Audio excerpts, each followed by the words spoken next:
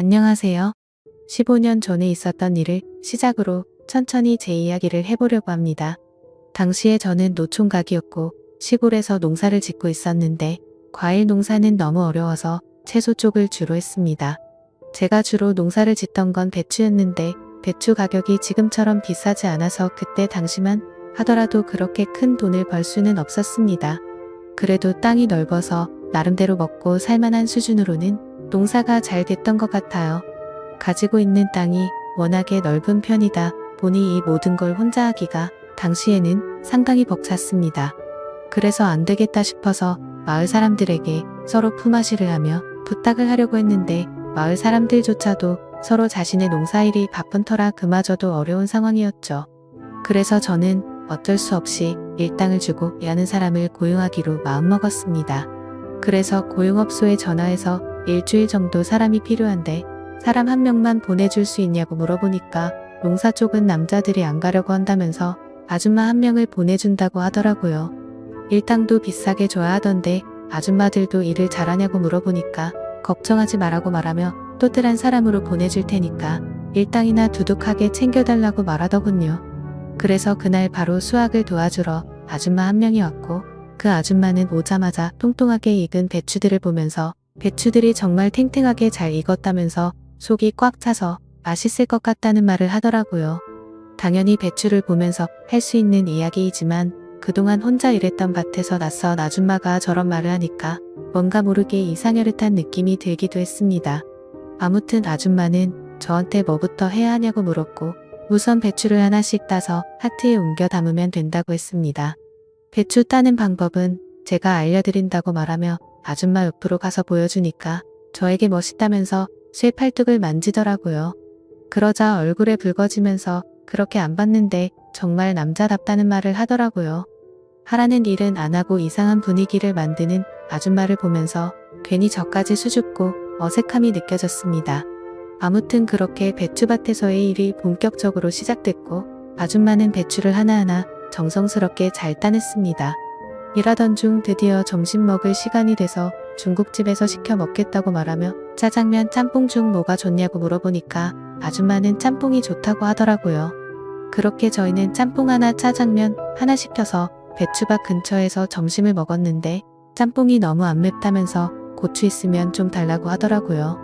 저는 순간적으로 뜨끔했지만 한켠에 고추도 조금 기르고 있었기 때문에 하나 따서 줬는데 고추가 아주 큼직하게 좋다면서 제 눈을 똑바로 쳐다보면서 말하더라고요.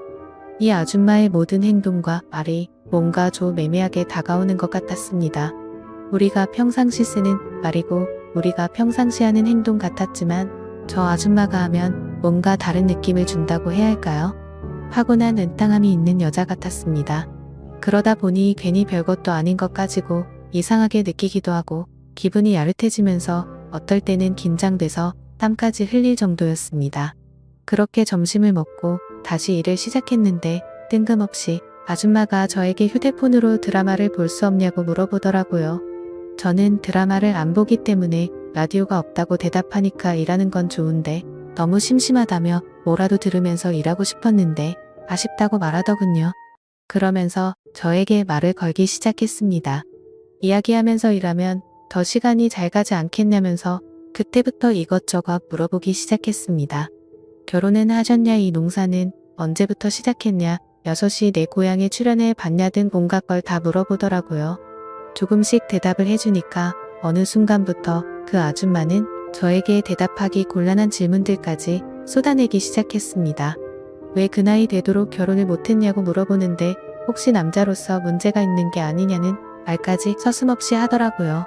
저는 그래도 남자이고 제가 고용한 사람한테 이런 말까지 들어야 하나 싶어서 아줌마에게 화를 냈고 그러지 않아도 노력하는 중인데 기분 나쁘게 말하지 말라고 했습니다.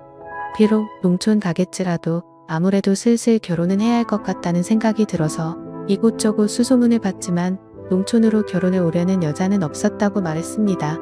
아줌마는 저에게 요즘 여자들은 대부분 그렇다고 하지만 자기는 농촌으로 시집 오는 것도 나쁘지 않다고 생각한다며 자기도 농촌에 시집 왔지만 결혼에 실패하여 지금은 혼자라고 말하더군요. 그러면서 아줌마는 그런 외국인 나네랑 결혼할 생각은 안 해봤냐고 하며 요새 그게 대세라고 하더라고요. 지금은 국제결혼이 조금 시들어지긴 했지만 그때 당시만 하더라도 국제결혼이 정말 유행이었습니다. 많은 농촌 남자들이 외국인 아내를 만난다고 말하길래 나는 아줌마에게 그러지 않아도 나도 외국인 아내라도 맞이해볼까 해서 국제결혼에서 주관하는 베트남으로 잠시 떠난 적이 있었다고 말했습니다.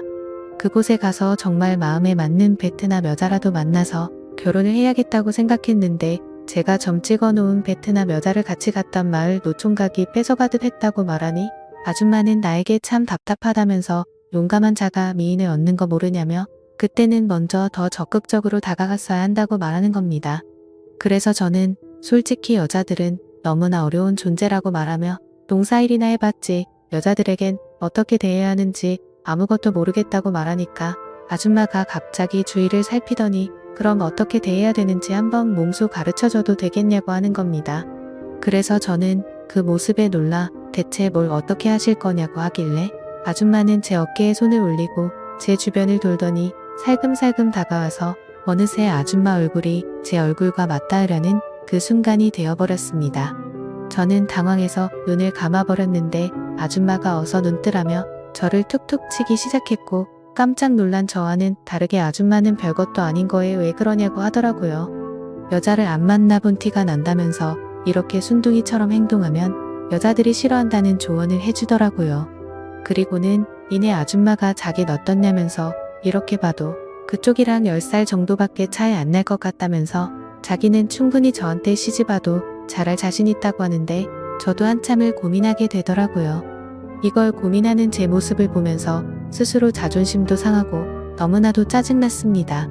갑작스레 저한테 시집을 오겠다는 그녀의 말에 모든 게 다 빠르게 휘몰아치는 느낌이 들었거든요. 저는 그런 아줌마의 질문에 아무런 말도 제대로 하지 못했고 어느덧 오늘 일은 거의 마무리가 됐습니다. 아줌마는 저에게 내일은 다른 아줌마가 올 수도 있다고 말하며 일당을 받고 갔고 저는 집에 와서 자꾸만 그 아줌마 얼굴이 아른거리더군요. 그리고 왠지 모르게 다음 날도 그 아줌마가 왔으면 좋겠다고 생각을 했죠.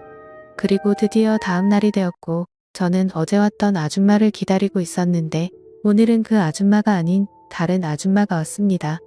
이 아줌마는 정말 말없이 일만 열심히 하다가 갔고 다른 아줌마들도 그렇게 기억에 남는 분이 없었습니다. 그렇게 거의 일주일이라는 시간이 흘렀고 드디어 마지막 날이 됐습니다. 오늘은 정말 처음에 왔던 그 아줌마가 다시 오기만을 바랬는데 하늘이 제 기도를 들어주셨던 건지 정말 그 아줌마가 다시 나타났습니다.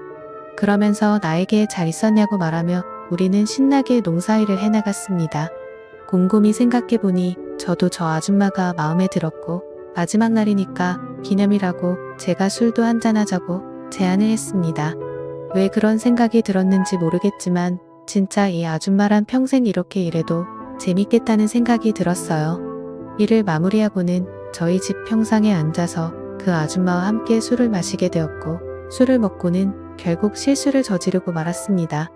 다음날 일은 아침에 저희 집에 놀러온 옆집 부부가 저의 잠을 깨우더니 같이 한 방에서 자고 있던 아줌마도 부스스한 상태로 따라 나온 것이었습니다. 그러면서 도대체 일은 아침부터 누구냐고 하길래 저는 너무나 당황스러워 아무 말도 못하고 있으니 쥐도 새도 모르게 장가간 거 아니냐면서 그것도 아니면 숨겨둔 마누라가 있었냐고 말하는 겁니다. 저는 옆집 부부에게 그런 게 아니라고 해명했지만 그 나이 될 때까지 결혼 안 하고 산 이유가 이거냐고 말하더라고요. 저는 도대체 무슨 소리를 하냐면서 그런 거 아니라고 끝까지 오해라고 했지만 아니긴 뭐가 아니냐며 우리 마을 신문에 대문짝으로 나올 만한 이야기라고 하면서 깜짝 놀랐다고 하고는 돌아갔습니다. 그 뒤로 그 소문은 온 마을 사람들 귀에 다 들어가게 되었고 저는 그 아줌마에게 마음도 있겠다, 소문도 다 퍼졌겠다. 그리하여 그 아줌마랑 미래를 약속하게 되는 지경까지 이르게 됐죠. 사실 점점 그녀와 저는 성격도 생각도 잘 맞았거든요. 우리는 연상연하 커플이지만 일을 할 때도 손발이 잘 맞고 모든 게 다 잘 맞았습니다.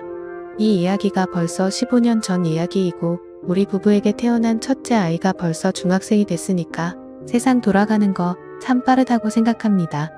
그리고 이렇게 배추 농사를 지으면서 평생 혼자 살 것만 같았고 그리고 내 짝은 없을 것 같아서 멀리 베트남까지 떠났던 적도 있었지만 역시나 옛말 그대로 집신도 짝이 있다고 하더니 안 저에게도 짝은 있었고 그 짝은 마치 저에게 우연처럼 다가오더라고요.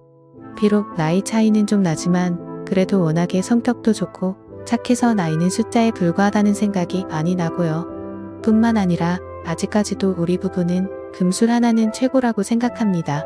감사합니다.